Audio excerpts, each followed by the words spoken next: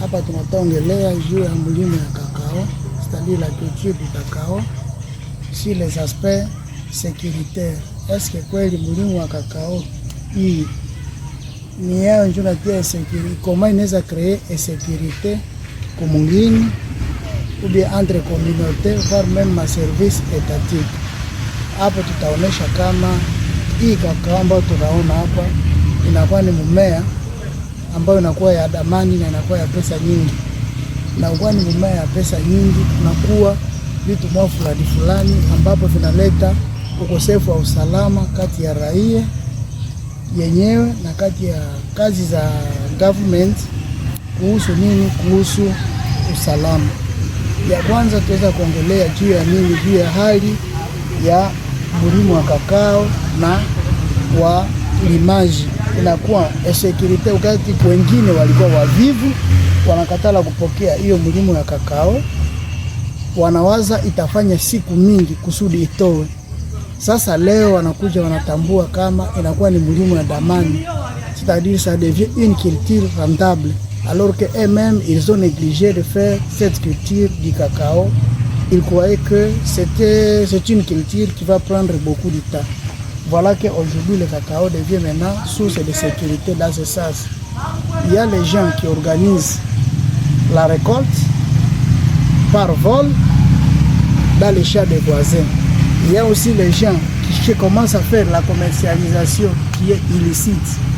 Exemple, quelqu'un qui vient faire les achats, il n'a pas de document qui lui permet de faire les achats de ces cacao, c'est-à-dire il fait ce que nous appelons les achats illicites. Il n'a pas de légalisation et il n'est pas reconnu par rapport à cette culture qui doit faire les achats. Il utilise par exemple les peuples vulnérables. Par exemple, quelqu'un utilise les pygmées pour aller faire la récolte dans les champs d'autrui, c'est-à-dire faire le vol. Ça crée maintenant quelque chose de sécurité. Les propriétaires du champ vont vouloir se décharger sur cette communauté qui est vulnérable, et ça devient un peu compliqué, dans le sens que la même personne, quand il sera ciblé par les propriétaires des champs, ils vont engager ce que nous appelons l'aspect de se rendre justice. Or, se rendre justice, c'est une entorse judiciaire. Il y a par exemple les services de sécurité, par exemple. Il y a les quelques brebis galaises au sein de l'armée qui utilisent ces mêmes peuples autochtones, les pygmées par exemple, pour aller voler le cacao. Ça devient source de sécurité. C'est dans ce sens la non-appropriation de la culture du cacao par les personnes qui ont l'âge de travailler, par les personnes qui ont la force. Ça devient une source de sécurité, puisque quand ils veulent gagner l'argent facile, ils veulent à ce qu'ils puissent maintenant faire quoi? Ils puissent faire les vols ou bien créer quelque chose de sécurité dans le milieu. C'est dans ce sens-là que nous pouvons dire que le cacao devient une source de sécurité dans des milieux où il y a des personnes qui ne s'approprient pas la culture ou bien les paresseux.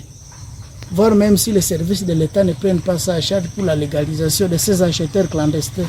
Les gens qui achètent le cacao humide, ça devient une source très grave encore une fois de sécurité, puisque tout le monde aura toujours tendance à aller dans les champs des voisins, à aller voler dans les champs qui ne lui appartiennent pas. Ça devient une sécurité grandissante. Il peut même se déguiser à un milice ou bien un rebelle, pourvu qu'il atteigne ce produit, si c'est denrée rare qui est devenu aujourd'hui l'or vert.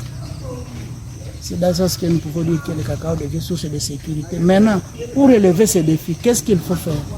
Pour relever ces défis, à mon avis, comme expert, il fallait que tout le monde s'approprie la culture.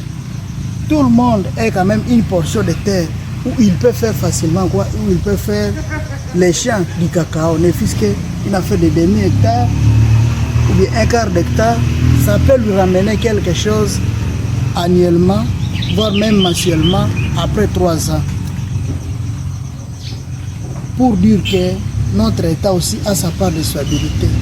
Les services gouvernementaux chargés de la vulgarisation, c'est-à-dire on n'a pas doit intervenir dans la chaîne de traçabilité de ces cacao, de la plantation jusqu'au marché, même la commercialisation. Ces amis-là qui font les achats, ces amis-là, les services de sécurité aussi, doivent voir que dit la loi par rapport à ces brebis galaises qui se font passer comme des acheteurs en utilisant les personnes intermédiaires. C'est dans ce sens-là que nous pouvons dire qu'en tous de s'approprier la culture du cacao, en tous de s'approprier cet or vert, afin que tout le monde puisse se retrouver.